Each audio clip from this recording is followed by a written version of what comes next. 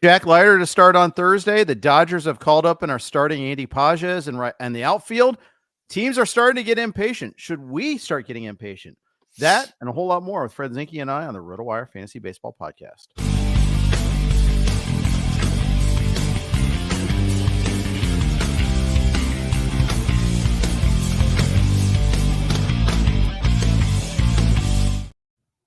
Hey, everybody. Welcome to the RotoWire Fantasy Baseball Podcast, brought to you by Vivid Seats and On-Demand DFS. I'm Jeff Erickson. I'm here with Fred Zinkie. Fred, you see every week here on the RotoWire Fantasy Baseball Podcast, and you can read them on Yahoo Fantasy Sports as well. Fred, welcome. How's it going? Good. Yeah, excited to talk some baseball. We've got some exciting promotions, and unfortunately, another handful of injuries to look through. Of course. Let's get right into it right away. Let's do the fun thing first. The Rangers are calling up Jack Leiter, who, obviously a lot of pedigree. Son of Al Leiter, was a high draft pick. Struggled a little bit, and then second half last year really started to turn on. 25 to 3K to walk in 14 innings so far this year. Yeah, certainly looks like. Well, we'll see. I mean, there's nothing to say to be totally smooth sailing. He's also given up 4 home runs and 14 in the third inning. So we'll see. But certainly oodles of potential, like just his strikeout rate this year, but also in his career in the minors. And in his career, he's at 248 strikeouts and 192 innings. So even though as you mentioned, his career in the minors has been a rocky one. Lately, he's been good, and there's a ton of strikeout potential. So we'll see where things go from here. I think it won't be the biggest thing of his fantasy value, but a huge component in his fantasy value is this a start or a permanent rotation spot? Right. Well, the Rangers have 2 starters on the IL right now, and Max Scherzer and now Cody Bradford. Feel bad for Cody Bradford because I feel like this is going to cost him his opportunity here. He was pitching well, got hurt with the back issue. He was kind of a fringe guy in the rotation to begin with. It just kind of finally earned that spot in the rotation. And now he's probably going to have to fight to get it back. Michael Lorenzen just came back, pitched well against the Tigers. We'll talk about him momentarily. And then later this season, they even have Jacob deGrom coming back. But Andrew Heaney is the other guy I want to watch for. And boy, oh boy, he kind of loses out on this too. Instead of a start on Thursday against the Tigers, Andrew Heaney now gets a much more difficult start at Atlanta. Yeah, in my opinion, super smart on the part of the Rangers. Who cares about Andrew Heaney? Don't make Jack Leiter start against Atlanta. Right. That's not a great way to give a top prospect his debut. Give him the Tigers start. Andrew Heaney's almost 33 and has been around the majors forever. He can deal with Atlanta. So, but you're right. This is bad news for Heaney. John Gray also has a 178 whip, so he better get things turned around quickly. I don't know if it is totally. We'll see what happens with Bradford. Like if some of these pitchers don't get things turned around, and if Bradford's not out too long, and of course there's the old adage, these things have a way of working themselves out. But that's true. That's very true. I think ultimately the biggest thing that will decide Leiter's fortune is how he does Thursday and probably into next week. If I directing this back to fantasy now, like if so many teams have lost a key starting pitcher in each league, if Leiter lights him up on Thursday, he will be a very, very high fab bid on Sunday. Agreed. We haven't had the pop-up prospect, if you will, the surprise prospect. I mean, it's the 3rd week of the season. It's hard to have that, especially because the minor leagues even started later. I mean, it's actually kind of advantageous that we've seen 14 innings from Leiter so far as it is. But we haven't had that. Oh yeah, this is a big Fabapalooza guy. We've had a lot of the top guy is Spencer Turnbull type of guys, which he might be better than Leiter the rest of the year. But point is, we haven't had that mega prospect, and this doesn't rise to the level of Ellie, but this is a guy that's available, and he's definitely got name value. If he has a good start, we're probably talking $200 to $300 in fab, because and a good start and the Rangers say something to the effect that they expect him to stay in the rotation. Yeah, the Rangers have next Monday off, so it could be up Thursday, down Friday. That's quite possible. And they use that Friday off day to leave him in the minors, and then so we'll see. At which point, I'm not even sure. Well, in NFBC leagues, I'm not even sure if I don't think he would be available, right? If he came up Thursday but went back down Friday, would he even be available to be bid on Sunday? I think so, because as long as he's played, I think that's the Okay. key Oh, factor. okay. Yep. That makes sense. You're right. Yeah. So then those bids would, I feel like, they'd still be decent. There'd still be people, I think, who would say, okay, he's in the Rangers rotation mix. He's available right now. I need pitching. I'll grab him and I'll stash him. But obviously those bids would probably be more 2-digit bids than for sure.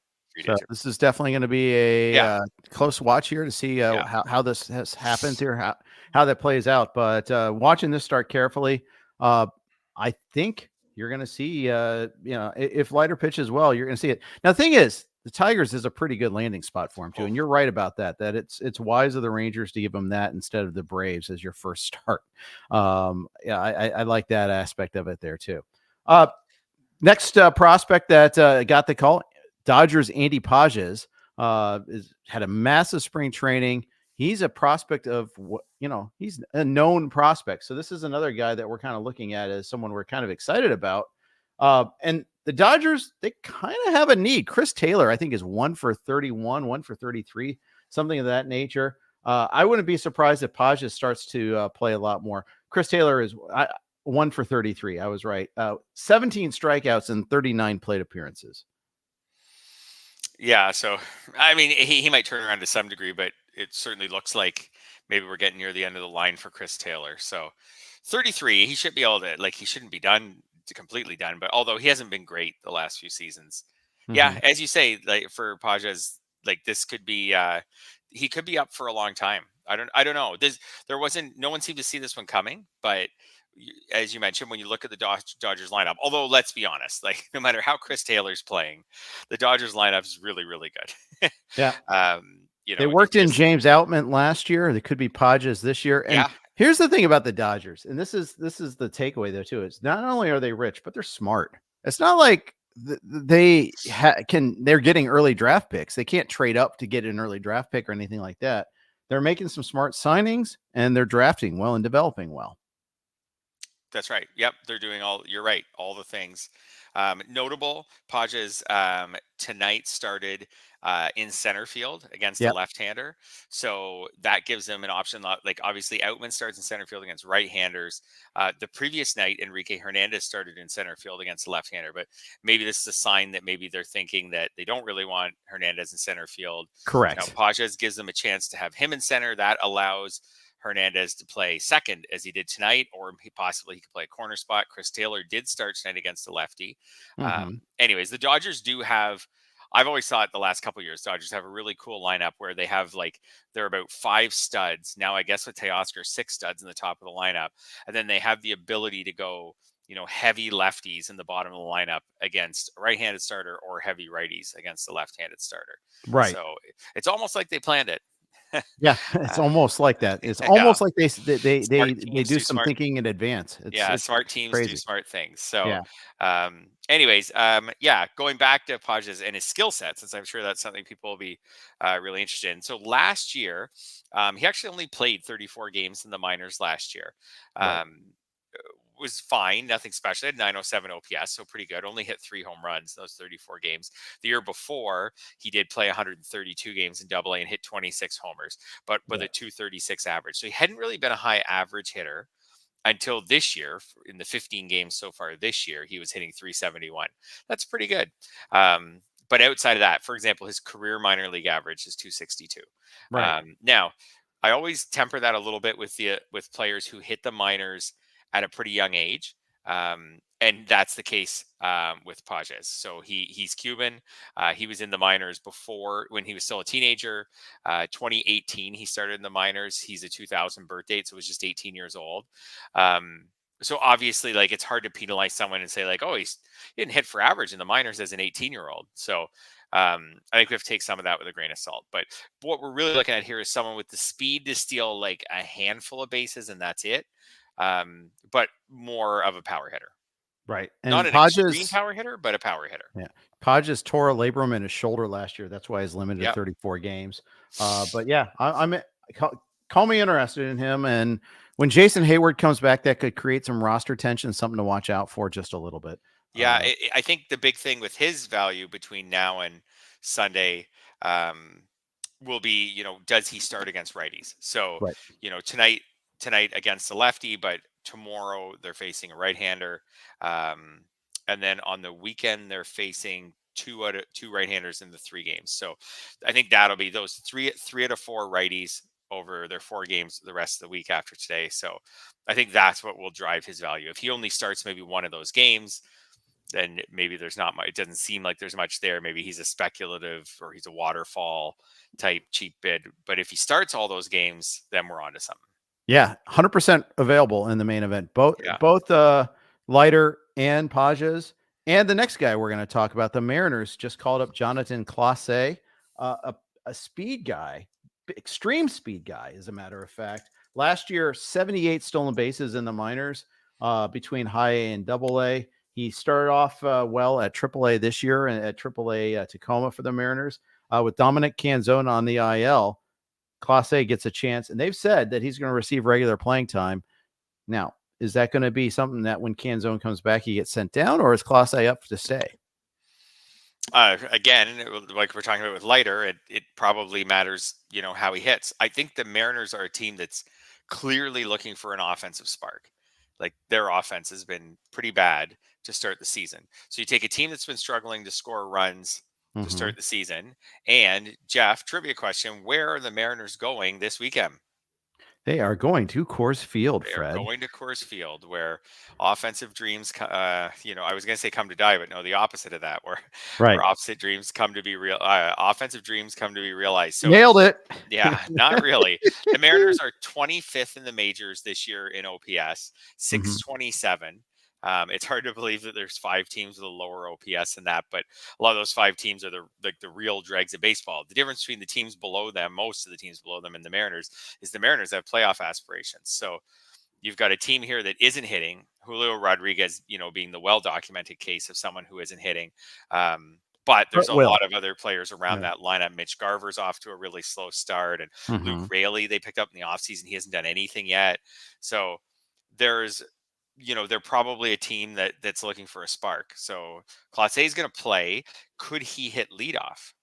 Because this is also a team with I wouldn't say not a prototypical leadoff hitter, but a little bit with JP Crawford. Like they've got a leadoff hitter who has no base stealing ability, does typically have a good ability to reach base, but not this year. Went into tonight with a 257 OPS. So could he even hit leadoff? Maybe not his first game, but. Yeah, he's hit 8th the first 2 games so far. Clase has. So all signs point to no.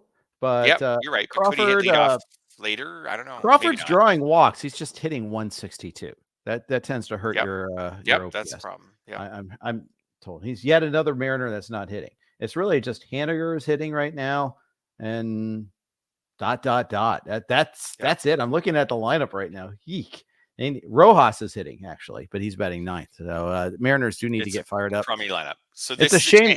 Chance for Clase. Like they'll take the spark for sure. If Clase hits, he'll stay up because they need a spark. If he doesn't, you're right. Then when Canzone comes back, he could go back down.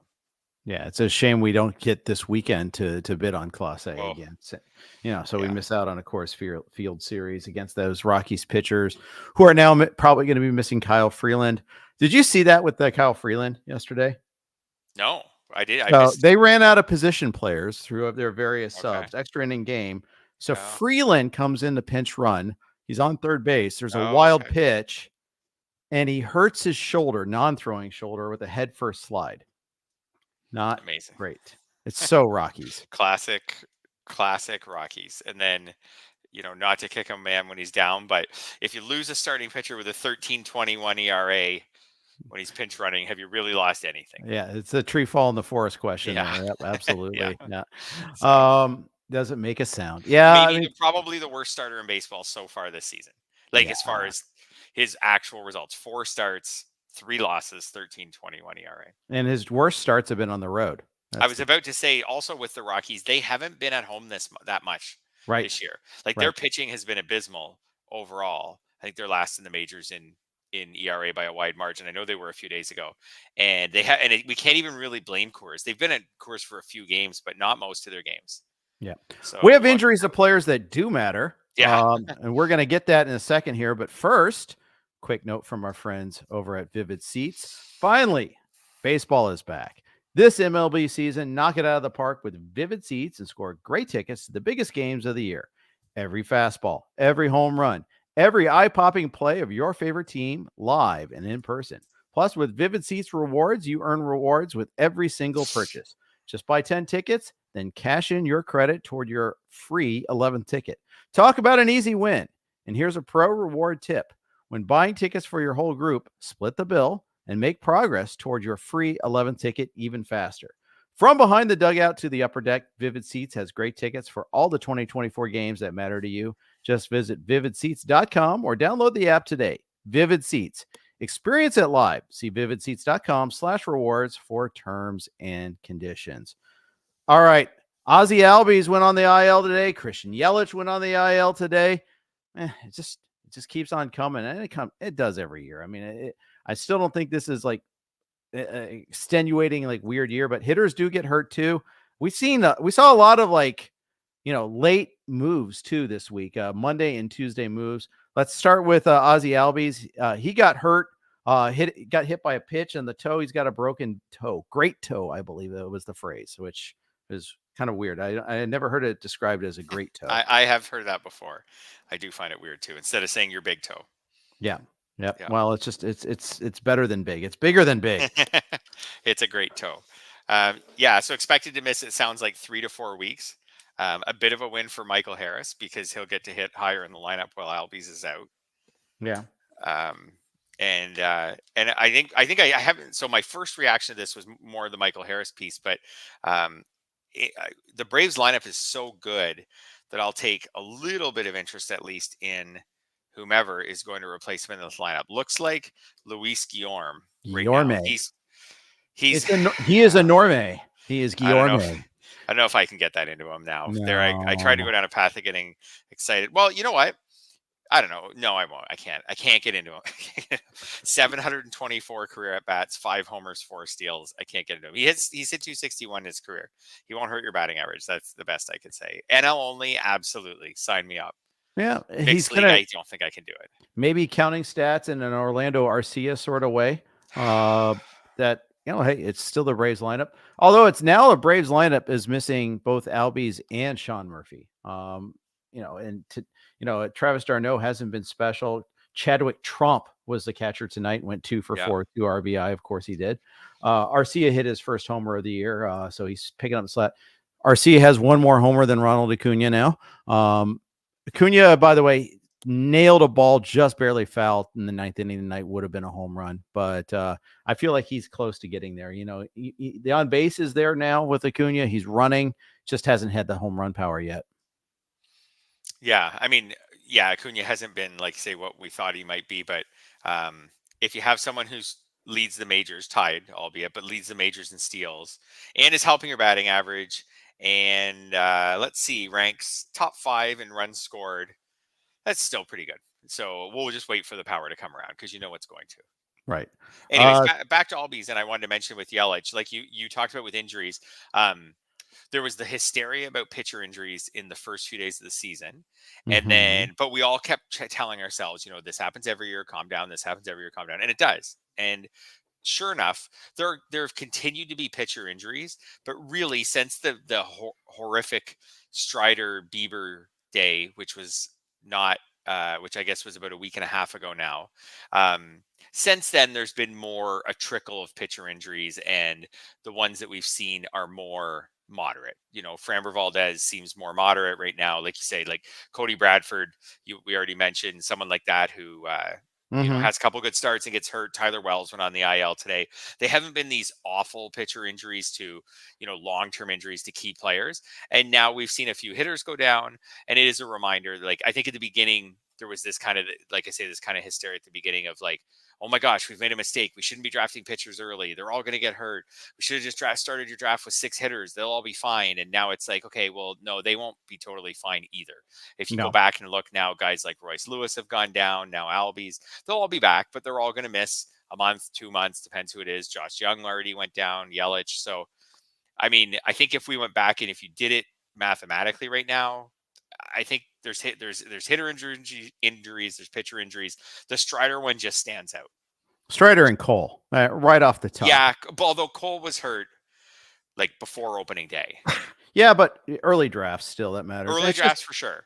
And it's the effect of taking the 2 off the top of the deck. Yep. For sure. I think that's the part that's just so hurtful about that. Absolutely. It is. It is totally hurtful, but there's still just 2 guys. Like if they had been the 15th and 16th pitchers, there's still just 2 guys. The Cole one's different a little bit to me in that, like, I've always felt like when you draft really early, like we did in labor every year, you're absorbing some extra risk having pitchers during spring training, because that's another common breakdown point for sure for them early in spring training. But as far as during the season so far, most of our aces, like if you go back and look, most of the top, say 20 starting pitchers, and Bieber was popular. He rose in popularity later, but like, again, most of the, say, top 20 starters off the board are fine. Like Strider just is such a name player that it makes you really question it. But again, now we're seeing hitters get hurt. Yeah. I think it comes back to just injuries are part of baseball and fantasy baseball. Yeah, for sure. For sure. I don't think we needed to make any changes in the game. I don't think. Not so far. No, I don't think so. Baseball injury is probably more concerning. Yeah, it is. Let's talk a little Yelich. He was off to a good start, starting to hit for power. They lose him, and that's just such a big part of their lineup too. Yeah, absolutely. For a Brewers team that was hitting really well, not just Yelich, but a team in general that was among the best in the league in OPS to start the season. I think back injuries are part of the picture with Yelich, right? Like we've been through this with him before, not in a couple of years, but 2021 was a big problem for him for back injuries. So hopefully this isn't like 2021, because those injuries, the back injuries that year limited to 117 games. 399 at bats. So hopefully that's not the case. And he also didn't play well in 2021. So hopefully that's not the case this year. Like hopefully he's able to shake this and come back and play really well. Yeah, hopefully so. We'll see that. Brewers have lost 3 in a row. And that's the part that's a little concerning, and looking like Bryce Perkins came back down to earth. He's still hitting 324 after an 0 for 4 today, but Frelick is now, he got a game in at third. He started in left field and then moved over to third base eventually in this game. Kind of watching that one closely. I've got Frelick in the main event, so I'm kind of looking forward to having a little extra eligibility out of him, especially because I'm going to be cutting Jose Abreu, who's on my bench right now as an extra corner, but I'd like to have another guy that's corner eligible at least. Yeah. Jake Bauers, for those in deep leagues, he's starting at first base. Now he's not off to a good start either, but still he hit 12 homers last year and 242 at bats. So for those in deep leagues, he's starting at as their cleanup hitter. He did start tonight as their cleanup hitter and playing first base, which allowed them to put Rhys Hoskins at DH. I could see them giving Hoskins some DH run, maybe some Gary Sanchez too, but some Hoskins, right? He's coming off a serious injury. If they can use this to give him some extra games at DH, I could see that too. So Bauers will probably play a little bit more in the next little while. Oliver Dunn's really fallen out of favor for them. He hasn't started any of the past 3 games. So that's even with him tonight as a left-handed bat with Yelich. Like all 3 of those games were against right-handers, and he's a left-handed hitter. But even without Yelich tonight, he still didn't find his way into the starting lineup. Yeah, too easy, by the way. Not going to go there. No puns. Okay. There. All right. The big injury for me that was the Monday surprise. The dreaded Monday surprise was the Cubs and Seiya Suzuki with that oblique injury. There was no indication. I didn't see an indication of that on Sunday. Maybe I should watch a little closer on that game. But all of a sudden we find out on, he's going immediately to the IL, and they're talking about this is a moderate oblique strain. The 4-week variety. He missed 6 weeks with an oblique issue on the other side. So we have this history with him already. Yeah, really frustrating. I'm not a big Suzuki owner this year. He was I felt like really popular in drafts, and I get why. So he just kind of got priced out of my range, but he was, really crushing one for those who drafted Suzuki, just in the sense that I know it's a month and ish, and they can probably, manage to handle it, just like the Ozzie Albies owner can, just like the Yelich owner will be able to. But with Suzuki, he was just, a lot of people were really high on him because he was one of baseball's best hitters in the last 2 months of last season. And then he came out really well. He's hitting 305 this year.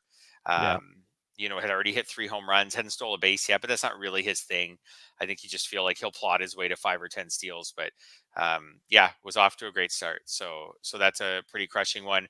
Mike Tauchman will probably play more for the Cubs in his absence. So not someone who probably you're going to pick up in fantasy. So we were seeing with some of these injuries where, and this is similar to the pitching injuries, it's not as simple as in a mixed league. It's not as simple as, I'll just pick up his replacement. His replacement isn't very good. And his replacement's often probably hitting lower in the lineup.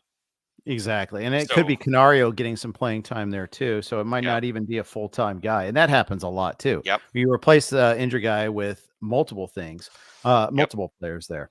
The Red Sox are going through a malaise period again. We'll talk about that. But first, do you ever think back to the golden days of fantasy football? When it was all about the love of the game, the camaraderie, and yes, the bragging rights? Well, our friends at On Demand DFS are bringing those days back with their revolutionary app that's changing the game for fantasy fans everywhere.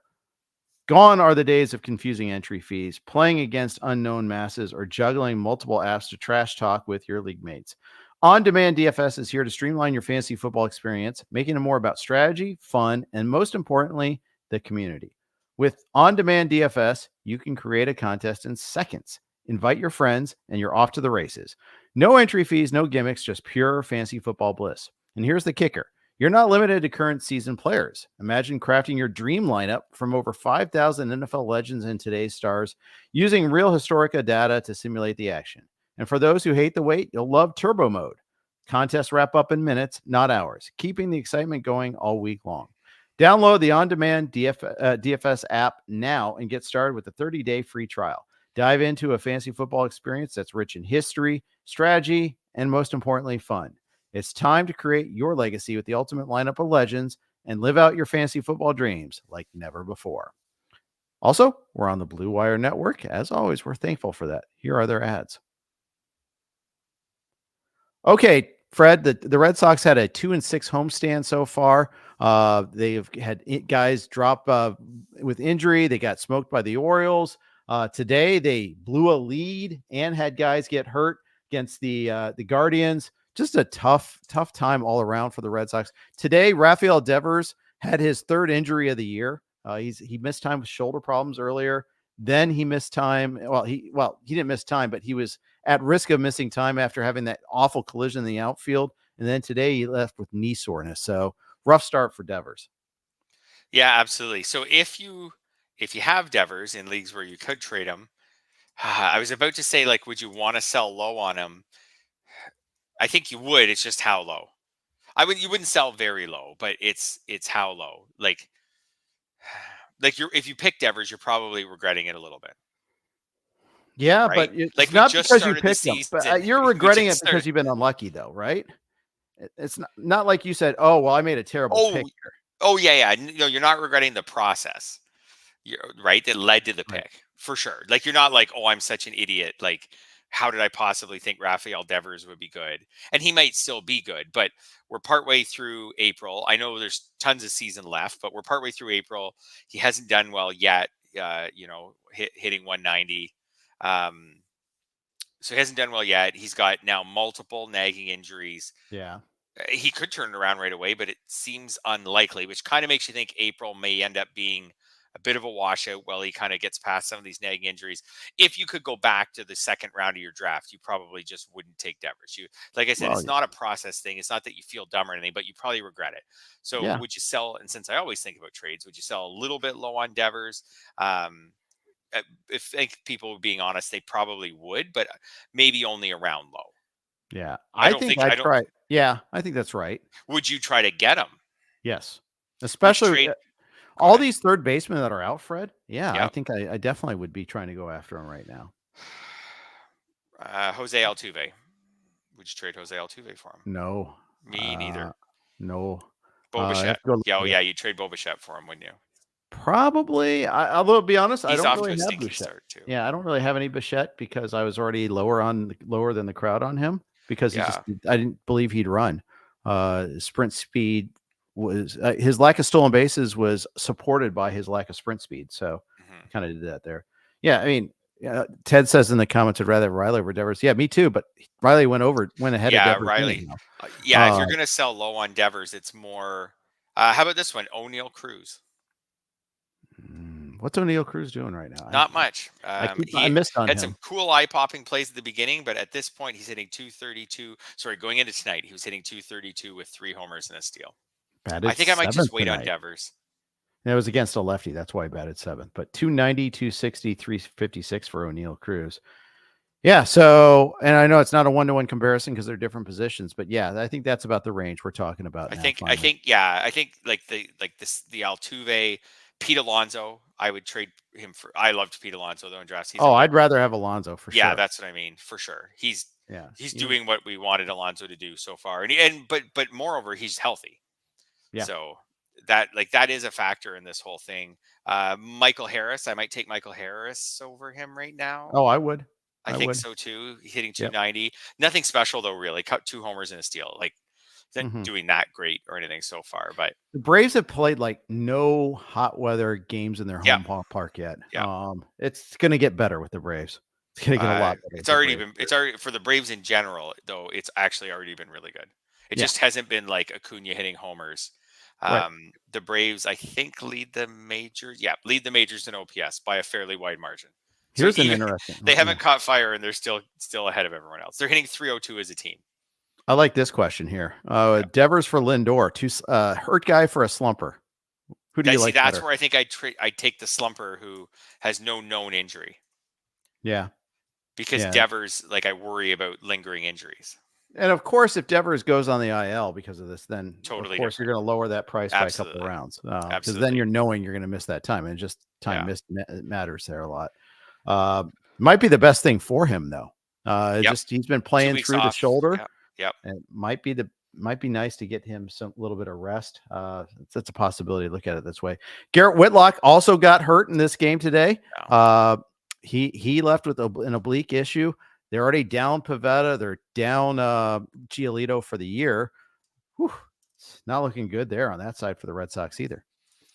Yeah, and that's a tough one with Whitlock, just in the sense that he was off to a really good start this year.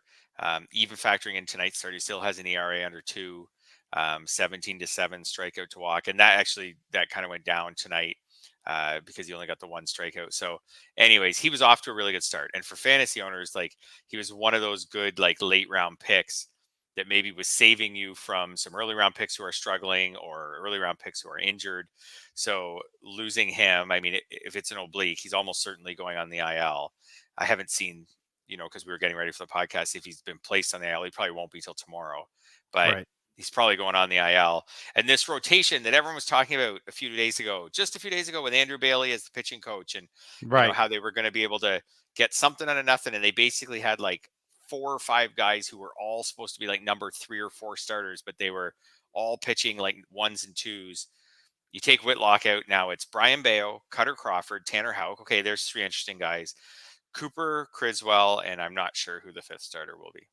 Don't know either. And in fact, with Cutter Crawford, I have him in a couple places. I like him a lot. Be careful a little bit. He's been a little lucky. The game against the Orioles, he left the bases loaded after walking it loaded in the first place there. Kind of got out of a good defensive play to kind of get out of that after 5 innings. The Patriots day game, the stupid early start coinciding with the Boston Marathon. Twice he gave up rockets that could have been home runs. One was caught, another was in the perfect spot in Fenway. So that corner left the monster meets the center field wall, and it hit on the monster side. So it was a triple, but it could have been a home run, and he got out of it without allowing a run. So he could have been a lot worse. He could have been a lot worse in that start. He's still good. Don't get me wrong, but there's still some issues still present there with him. Yeah, absolutely. One area where he has been unlucky, 4 starts, .42 ERA, no wins. Yeah, that's a tough one. That is a tough one. No wins. And Boston has lost the game in 3 out of his 4 starts. Yeah. So 4 starts with a .42 ERA, 0.42, and Boston's lost 3 out of those 4 games. Yeah, So Tyler just O'Neill's again, just unlucky. The Red Sox as a team. It's too bad. I thought the Andrew Bailey story was cool, and maybe it still will be cool. But because it's always neat to see when teams start maybe doing something differently, or just tweaking something that other teams are doing, and people were really diving into trying to get more data on what the Red Sox are doing differently. And now it's gonna be harder to tell with all these players out. Yeah. Yeah. By the way, if you're a Andres Muñoz manager, don't look at the box score right now. Oh no. No, he didn't get. It's not for the reason you think. Oh, he's just not pitching. No, he is pitching, and that's the problem. There's 2 outs in the 7th inning. They just brought him in with runner on first and L.A. De La Cruz at the plate. So I see. Got Service is at it again. Yeah. I have a couple of shares of Muñoz, and I probably gave him too many. I projected, I think, 30 saves. That seems like it's going to be high. We'll see, but that seems like it's going to be high. Yep. I didn't think they kind of settled in last year at closer. So yeah, and I bought into the narrative that, oh, well, with Sewald gone, with them trading, with Brash hurt, they traded away Topa as well to the Twins. Oh yeah, they're going to go with Muñoz this time. So let's give them more saves. Let's give them 30. Let's give them like 80% of the saves. Shame on me on that one there. Although I picked up, but I'm not starting, with the exception of the league that you and I are in together, in labor. But I picked up and didn't start Ryan Stanek in a bunch of places because of the Coors Field series. But in the NFBC, I've picked him up in a handful of places. I'm starting to think that this ace reliever thing is going to happen a lot. Again, it's Scott Service. It's what he does. Now, the problem is when Brash comes back, that's one more guy that I might have to worry about. Yeah, absolutely. I do think I've always thought that Brash, though, is a bit of a wild card. Now he's hurt. He's also like very erratic, like in his career. So like he's a career 143 whip. So Brash is like, he's a little all over the map as far as his results. So I wouldn't say for sure that when Brash comes back that he'll be perfectly healthy and that his, results will be amazing and he'll steal a major role. He'll be involved for sure. But I don't know. I don't think of him as someone who, when he comes back, will for sure be great. My only hope with Muñoz, if you're listening and you're in the same situation as me, where you have him in some leagues, maybe this comes out to kind of like Ryan Helsley a couple years ago, where Muñoz gets like 20 saves, but he also gets like 7 wins because he's involved in so many high leverage innings that he just ends up picking up some wins as well. I don't know. He that's does. Crossing my fingers. That's the hope. That's the goal. And that Muñoz is just that good. But man, it's frustrating. Just walked Ellie De La Cruz, and Jake Fraley got a stolen base before that. Love how much the Reds run again. It's beautiful. But they need them to hit a little bit too still. But there's trouble scoring runs in this series against the Mariners. I guess they got used to facing that sweet White Sox lineup and pitching staff there, and they kind of got a little. Maybe they got a little, they had it on easy mode too much there, and now they're here with a tougher matchup. Speaking of closer news, I mentioned this in the comments from Matt Flood. Abner Uribe pitched early. In fact, he pitched in the 4th inning today, Fred. Pitched in the 7th. Yes. Was it yesterday or was it Sunday? Sunday, I think he pitched in the 7th, gave up the lead then. We're back to being confused about the Brewers bullpen. How fast things change in the world of closers. He looked like one of the best waiver wire finds on April 2nd. By April 2nd, he already had 3 saves. And I was like, oh, this is the people who grabbed this guy on the waiver wire or in the last couple rounds of their drafts. Like, they nailed it. And I was not in on it, and shame on me. But since then, he's had 4 outings. In 2 of them, he gave up 2 runs. And like you said, today he's in a lower leverage role. It does seem like the Brewers are kind of now mixing and matching. Maybe I wouldn't even say they're treating him as an ace reliever. They just seem to be moving off of him as for sure their closer. He has a 183 whip. Joel Payamps, who was originally slated by a lot of people to be their closer, has a .94 whip. He hasn't been dominant, and he has a 6.75 ERA, but a 195 FIP. So one really bad outing early on. Yeah. So maybe it goes back to Payamps now. Maybe so. Yeah. I mean, his save was a while ago, so it's not like we're seeing a trend or anything towards him, but a lot of people thought it could be him in the beginning. Yeah, definitely. Could be out there. He is out there in some leagues, especially 12s. He'll be out there in some leagues. Yep. Where people gave up on him. Yep, maybe so. But it might not be him. It might be McGill when he comes off the IL. Yep. Or it might be pitcher to be named later, too. Yep. Reds just ran themselves out of an inning there. Ellie got thrown out at third. That here endeth the play-by-play. We'll move on to focusing on the outline here again. Another team that had closer situation kind of resolved. Not really. Well, it wasn't really even resolved. It wasn't really in question. But Jordan Romano got the save today in his first game back. It was a shaky save, but hey, it was against the Yankees, and it was his first game back after being on the IL. Yeah, I was actually driving home when he came in for the save, and I was not super happy that they chose to use him tonight. I just thought that it was like pushing the envelope a little bit, using him for his first game back. But whatever, he managed to barely escape. They had a runner on third when he got the final out. But whatever. Romano's back. He's the Jays closer. I still want to see a little more before I am like fully convinced that he's totally fine, especially just because tonight, like I said, like he got through it, but wasn't really dominant. Right. Anyways, like I said, the Jays love him. He's their guy. I really thought they would bring him back. I thought the first outing, and I mean, when you look at the box score, you would be like, oh, well, it's not so bad. 1 inning, 1 earned run, 1 hit. He's fine. Right. And I guess he was, but it just seemed to me there's a little more to it than that. He was a little shakier than that stat line looks, in my opinion. So I did catch up on watching it when I got home. So anyways, he's back. He's the Jays closer. You picked him up at a massive discount in the main event, and hopefully he stays healthy now and it really pays off. Yeah. It's nice to get that save from a different player. And not just Evan Phillips, this is, often we've been going 8-1, 8 starters, 1 reliever. Although I think we used Daniel Hudson the first week and a half and got a win and a save out of him. So that was nice, but huge to get that extra save. And now hopefully he'll settle in this game though. Fred, I want to talk about Carlos Rodon. Carlos Rodon did not pitch well today. He went 4 innings, gave up 3 runs, 5 hits, 4 walks. He's got a high whip. I think 168 whip now. And the thing that I've noticed too, at least I didn't notice, someone else noticed on Twitter, is he's not using his slider as much. Something that is a good out pitch, and it's not there for him right now. What's your concern level on Carlos Rodon? Oh, pretty high. And I felt like his spring training was all over the map as well, where there was a point in spring training where everyone was really up on him, and there was a point where everyone was down on him, and then he kind of quietly turned it around later in spring training. But now, as the season's gone on, as you mentioned, the walks have been a big problem. So his walk totals by start 3, 2, 2, and then tonight 4. Just not really good enough. He's so far, and it's early, but he's so far kind of looked more like a 5 inning. Like if he can get through 5, then that's really good. He's thrown 6 innings once, but he looks like someone more, like I say, if he gets through 5, then that's really good. This Jays lineup is not dangerous, and he really struggled to put them away tonight. The walks were the big killers. Yep. And I'm worried.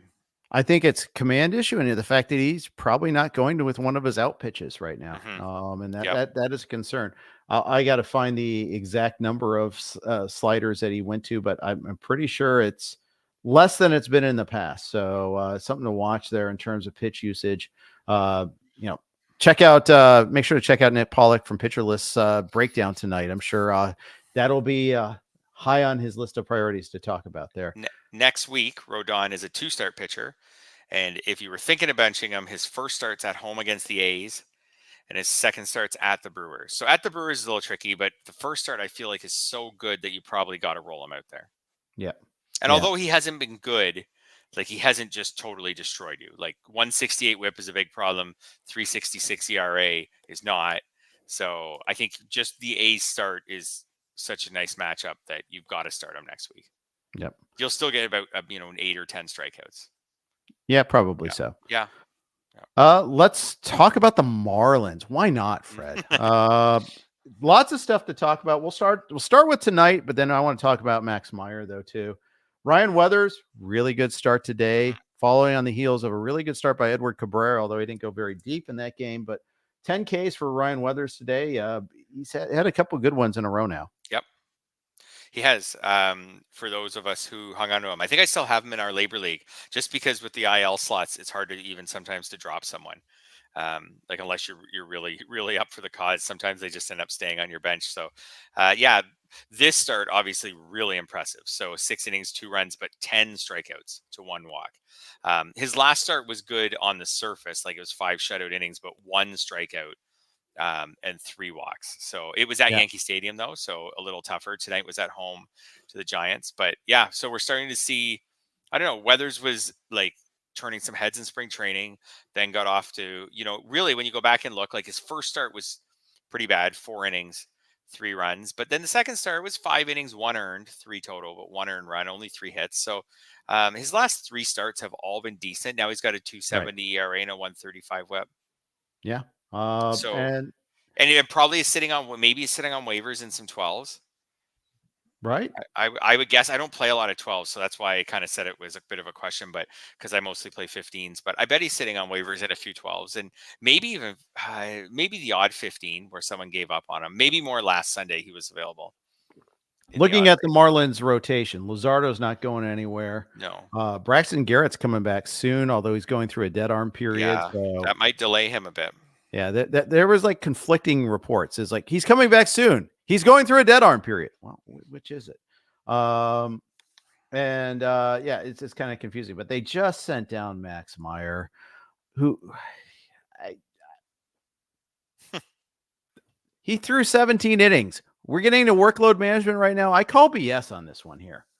I do, because first of all, it didn't work with Yuri Perez. Secondly, he's 3 starts into the season. Yeah. Maybe you want to. And thirdly, the Marlins are absolutely going nowhere this year. Right. And I thought maybe they had some hope before they had a lot of injuries and ever to the rotation, but they're going nowhere this year. Why not just let Meyer pitch? And if you have to shut him down in August, then shut him down in August. Right. Like why? I don't know. Why not do that? Anyways, it's the Marlins. They're not one of the smarter organizations. I think they're a cynical organization. I think they're doing this to control cost. Yeah. I think that's what this is about. Yeah. And Skip Schumacher, I feel bad for him. He's got to manage this team. So, and he has this, press conference in the dugout on yesterday. I saw a clip of that, and, he's defending the move, and I'm sure he's got his talking points, and he's carrying the water for ownership. And maybe in front office. Oh, we told him this will probably be the case when he made the team out of spring and blah, blah, blah. He's going to pitch 2 to 3 innings a week in AAA. How's that? Fred, I've seen people talk about like that they built him up and now they're going to build him like back down. Yeah. And then what are they going to build him back up again? Yeah. And then bring him back. Seems brilliant. What was the point? What was the point even of bringing him up for these couple starts? Why not just leave him not built up that much, I guess, then, and leave him in the minors? I don't know. Yeah. I guess all the things that traditionally that teams do that we do believe in, their pitchers still get hurt. So maybe this really dumb looking plan by the Marlins is just as good odds of success as all the plans by all the smart organizations that have guys like Spencer Strider in them that end up in the same. So brilliantly for Yuri Perez earlier there. Yeah, for sure. So the simple move. So Edward Cabrera actually looked great coming back yesterday. 10 strikeouts to 1 walk. Here we go again. If he has a good start the second one this week, we're gonna have to start buying back into Edward Cabrera, and he's going to be a fab commodity this weekend. So bringing him up, sure, that's fine. AJ Puck to the bullpen seemed like the obvious move. Yeah, it still is. It all, just get him there now. It's just not working. He's sick right now. That's why he missed the start this week. So they haven't made that move yet. But yeah, I mean, I guess they're going to try to trade Cabrera or Braxton Garrett or somebody in this rotation, but I don't know. It's just cynical. I don't know. I don't like it. I don't have to like it. It's not my job to like it. I don't even have any Max Meyer, by the way. Let's talk fantasy. Do you keep Max Meyer? In a redraft league? No, I do not. Because it's an even in a period of time that he's down. I can always add him back. Right? Mm-hmm. So why Why? I just don't. I think it's. If you drop him, someone else in your league next week might pick him up and stash him. You're okay with that. They might. And and I think is let's just say this. If I get a chance to go add Jack Leiter and I know he's staying in the rotation, they say he's going to stay in the rotation, and that my drop is Max Meyer and no one really else. Drop him, I will. Right. I think I'm kind of with you that I think he's a drop because this move with him is so bizarre that it makes me question when he does come back, what's going to happen to him. Is he going to come back as a 3-inning pitcher? Is he going to come back as a 4-inning pitcher? Is he going to come back as a regular starter, make 3 starts and get sent back down again? So I'm just not sure too, like, what am I holding him expecting? Right. And I don't know if I can really put my finger on it. So that's what else might make me drop him. I mean, there's all the usual caveats. It probably depends on how many other injuries you have. Maybe if the rest of your bench is healthy, you're like, okay, I can hold a stash, but probably by now you've got an injury or two. I'd say most leagues, if I had Meyer, I would drop him. Yeah, I think that's going to be the case. Which is too bad because he was, again, this is another guy like Cody Bradford. This is another guy who's a really cool waiver wire find. You made a smart waiver wire find. You've got a cool young player, looks exciting, and now you're just going to have to drop him in the middle of April. It sucks. It's no different than streaming a guy for 2 good starts and then cutting him so you can move on to the next one so you don't get the bad start. I kind of view it that way, and just keep shuffling. Keep on shuffling there. It's an opportunity cost from adding someone else that could be a difference maker if you don't add it there. So that's the reason why I'm going to kind of head and do that there. Jared Jones was shoving tonight, Fred. 5 scoreless innings, 1 hit, no walks, 7 strikeouts, 59 pitches, and the Pirates pulled him. Wow. Is this load management?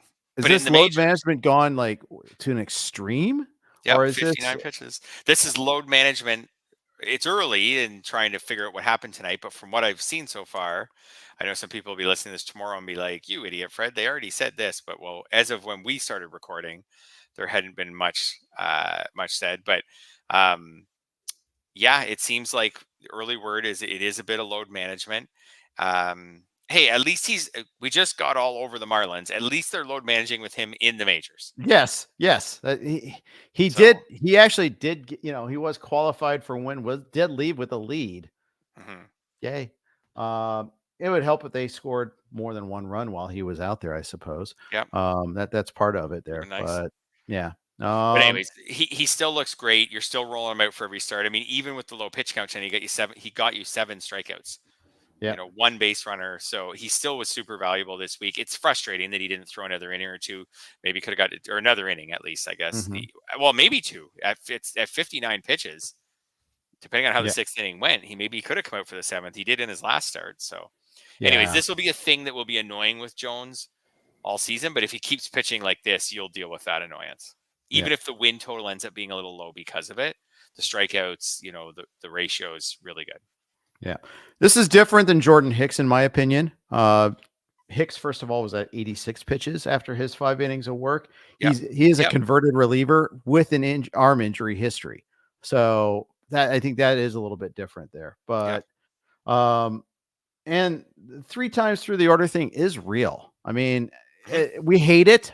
I hate seeing it, but it's real. The question to me, though, Fred, is, yes, it's real in terms of affecting the starting pitcher, but does managing around that 3rd time through the order just overly tax your bullpen, though, too? They're starting to throw those more key leverage innings in the 6th and 7th inning. Yeah, and there's probably not one straightforward answer to that because there's so many variables. How much has your bullpen worked the past few days? Right. Do you have tomorrow off, or do you have games the next 5 days coming up?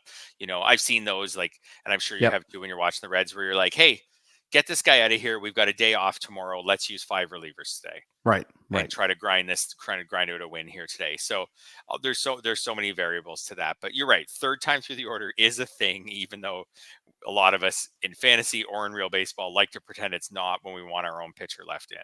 Sometimes when they take your pitcher out, that was the best thing for them and for your fantasy team. It's just that 4 2/3 thing. That's the thing that's a killer. But this is also April too. We got a long way to go. Yes, exactly.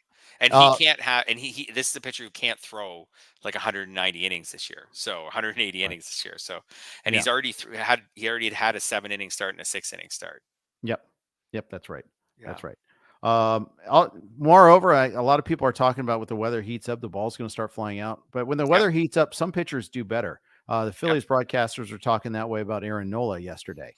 And just that he is a guy that prefers the heat. He's looser, Hunter Green, same thing. I heard commentary on that one too, that he throws harder once he's warmed up. So Luis Castillo, to me, was the poster child for that when he was with the Reds. That's Luis right. Castillo was awful in April, and then more than one season, and then as soon as the weather heated up, he was great. Yep. So it's not just hitters that like it. A lot of pitchers, especially those power pitchers, probably prefer hotter weather too. Sure.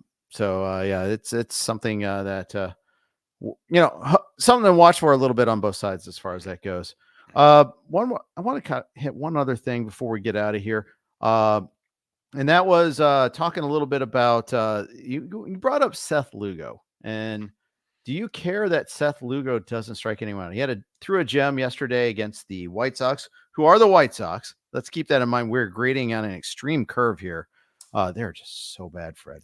But I do think sometimes, we need our strikeouts in our fantasy leagues. And for the most part, I think it's, I think it's a really good leading indicator that when you can get guys, when you can miss bats. But I sometimes think that the non-hard throwers, they stay healthier longer. And the ones that really know how to pitch, they're sometimes in a way they're nice to have as an alternative to just trying to always take a swing for the high K guy. Yeah. If you want to talk about staying healthier, and this is a slightly off topic, but anyone listening, just Google search Chris Bassett's name. There was a cool story on him a couple days ago, and how, he said, I could for sure throw with significantly more velocity if I wanted to. He said, I just have to train for it for a few weeks, but he's like, I don't want to, because in his opinion, which he can't prove, but in his opinion, it helps him to be durable, to throw with good but not great velocity. He's never a high strikeout rate guy, but his goal is to give his team 180, 200 innings. So it was a really cool story. Just Chris Bassett's very much of a thinking man's pitcher, and throws a lot of different pitches. I would say, is a pitcher who's far exceeded expectations for his career. And so it was kind of a cool story. It's just him thinking that maybe what they're training pitchers for, max velo, max spin rate, just leads to max injuries. And maybe you don't have to strive to win. If you're a guy like Bassett, you don't have to strive to win the Cy Young. Just strive to make 30 starts and have an ERA of 3.7 or something. The trade-off is so you get starts like last night, where he got the win, 6 innings and like 4 Ks. And you'll deal with that. And especially because wins are gold, dude. I mean, they're hard to come by, and they're bunched up in your standings too.